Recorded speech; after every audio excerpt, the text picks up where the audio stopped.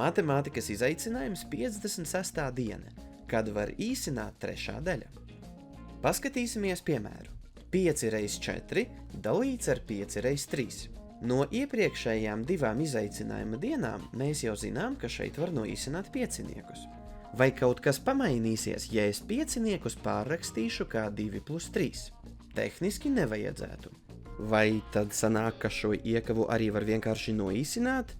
Jā, var, kāpēc gan ne? Mēs varam noīsināt šīs iekavas, jo tas ir tas pats, kas piecinieks, un paliks vienkārši 4/3.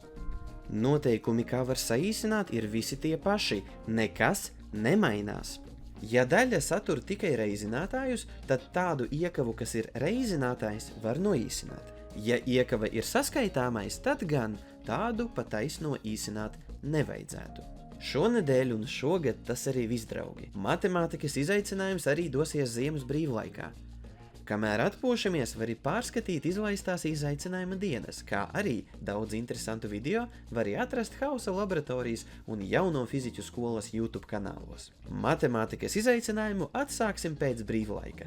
Visiem foršus svētkus!